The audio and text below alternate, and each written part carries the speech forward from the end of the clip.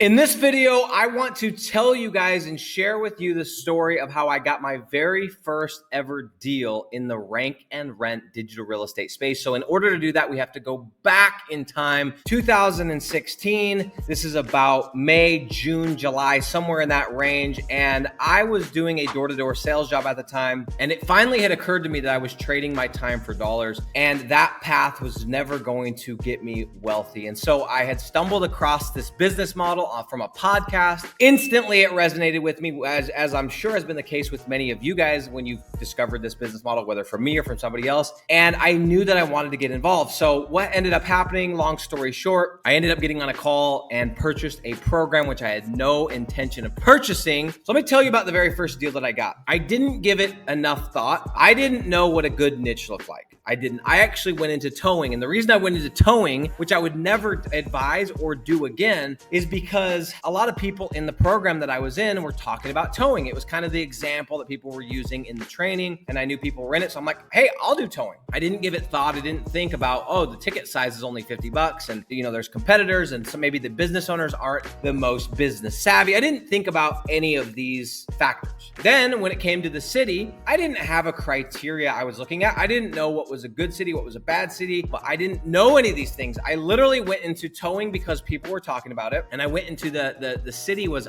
Huntsville, Alabama. Not because it was a good opportunity, but because that's where I was living at the time. So I was like, that makes sense. I'll just do it in my backyard, right? No, I got lucky on the first deal. But nonetheless, I went into towing in Huntsville, Alabama, and I just started doing the basics. I put up a basic Weedly website, wrote the best content that I possibly could. My keyword list wasn't great. My H1s weren't dialed in. My page title was But you know what I did is I just kept doing stuff to it every day. I kept doing something to the site. Every day I would add content or a backlink or a photo, or I would interlink. A couple months later, I got lucky because the niche and city combination actually ended up being a pretty easy competition. And I ended up ranking in a fairly rapid rate. I didn't rank totally for all the terms, but in a matter of a couple months, I was ranking for some of the main terms. And so my phone was ringing. Leads were actually coming in. And I remember the very first day I was sitting, actually, ironically, I was sitting in church and my phone rang. And I looked down and it was a Huntsville, Alabama number. I still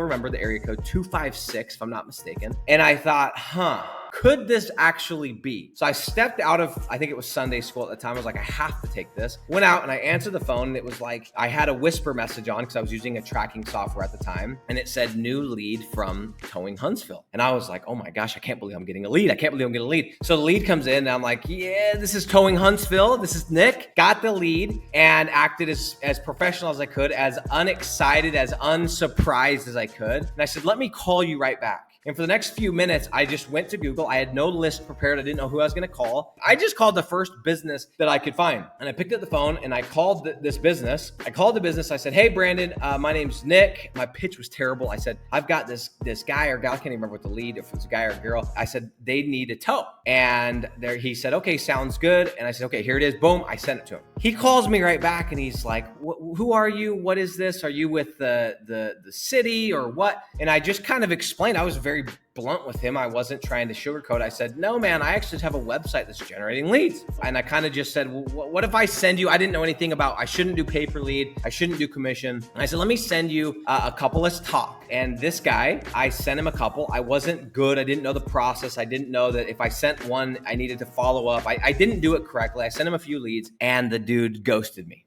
Okay, we never did business together. So keep in mind, this is probably over a course of a couple of weeks. I'm sending him free leads, and the guy just totally taking advantage of me and just using my free leads. Has no intention of doing business with me. I think I quoted him at a couple $100, and he's just like, yeah, I'm not going to do it. I'm already ranking in Google, whatever. So I went back to the drawing board and started calling companies. And I remember I contacted another company, and I got a hold of not the owner, but kind of the manager. His name was Mike. I told Mike, I said, Mike, I'm going to send you a few leads. This time I was a little bit smarter. I'm going to send you a few leads, but I would like to come in and talk to you and the owner in a couple of weeks about doing business together. I was very frank with them. I'm like, let me send you leads for X amount of days or X amount of leads and let's talk. So I sent them leads, and I remember I wasn't live transferring. Again, again, I didn't know what I was doing. I was just doing it like I was just making mistakes, but imperfect action, right? So I made the mistake. I forwarded him the calls, and I say that's a mistake because now what I do, if you guys have been following this channel, is I do live transfer on all of my initial leads. Now, I sent him a few leads forwarded, and I remember listening to some of these calls, and this guy, Mike, was not the one answering the phone. It was their secretary. It was their receptionist, and they were awful. This should have been my first red flag, but they were absolutely terrible. They were rude. It was like, hey, this is so-and-so towing. Pause. And the customer would go, well, I need a price. No energy, no nothing. Address, please. No professionalism, no urgency, no nothing. Send them a couple leads, but they're interested, even though the demand is so good in the city that they need the business. So I go in, I remember this is before I started my workday. It's like 10 o'clock in the morning. I go in and I meet with this guy face to face, and I told him, I said, here's the deal. I am gonna send you all these leads as I have been, and I started playing some of the recordings. I was smart enough at this point to know that I wanted to get a flat deal. So I said, why don't we just do $600 per month? How do you feel about that? This is in person. And he looked at me, and right there on the spot, they printed me a check for $600, no contract, no guarantee, no nothing. Boom, I took the $600, and as an excited 24-year-old, jotted out to my Toyota Prius and couldn't have been happier about a $600 tow truck deal. Now, that deal did not last long. It was only a few months that I got paid. And then, as is always the case, the business owner came back and said, we're not closing jobs. And I said, well, have you listened to your secretary? And we started going through them. And then they said, well, let's shift to a pay-per lead deal. And I said, no problem. And then it was like, well, what's a good lead? What's a bad lead? And then it became a headache. Long story short, didn't work out. And I spent the next year finding a client, losing a client, finding a client, losing a client. Eventually, what ended up happening in 2019, I finally found a solid client, put the deal together, and I had a friend at the time that had made a lot of money. He was looking to offload some cash for taxes. He said, hey, do you have any websites you want to sell? And I'm like, dude, I'm so damn tired of this towing site. So I said, yes, I do actually. I have this site. And by the way, I'm smart enough at this point to have a contract in place. So I did the deal, and I ended up selling my very first website, Towing, and I sold the site for $9,000.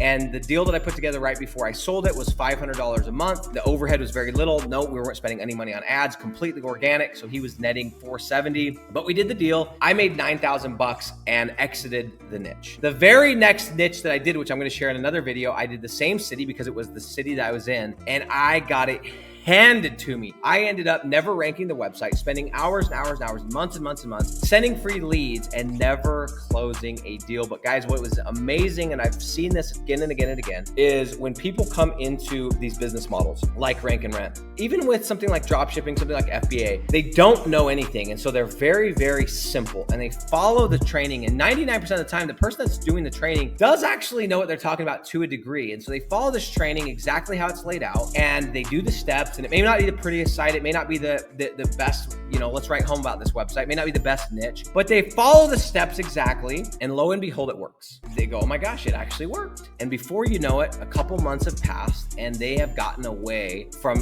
what worked.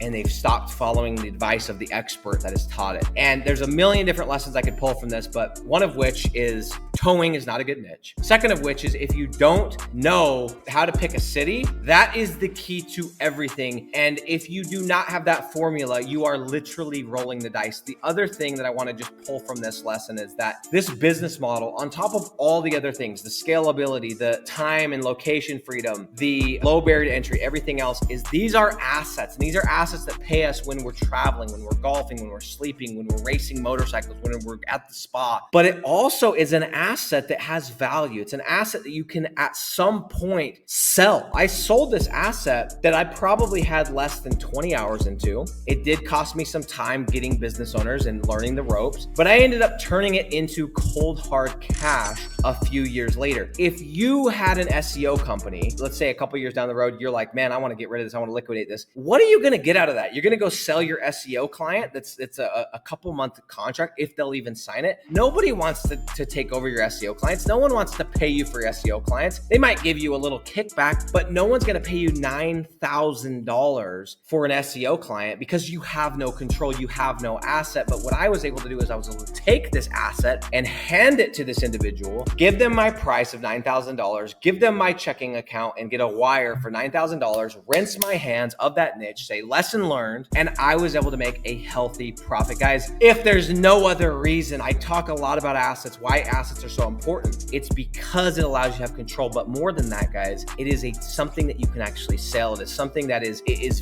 valuable, that people actually want. You're going to see this as time goes on, that you're going to see people that approach this entirely different. They're going to approach this as something like Sam Zell, who went and grabbed all these different real estate properties and he packaged them together and he went and sold them to a massive company, Blackstone. There's going to be people that approach this in very unique ways that are playing this at a high level. So as you're getting into this, as you're starting to consume some of this content, I want you to think about this very creatively and realize there's lots of different angles. Yes, you could be the guy that's like, or the gal that's like, hey, I want to make $500, $600 to pay for my Tesla payment. That's great. But there are so many ways to do this business model. And again, I say this, and I said this just this last week, I've never been more excited about this business model, not just about teaching it, but about doing it. My digital real estate company in the last 2.5 months, without me even being involved, we've closed 6 new deals. We are in this. We've got our hands dirty. We're in the mud.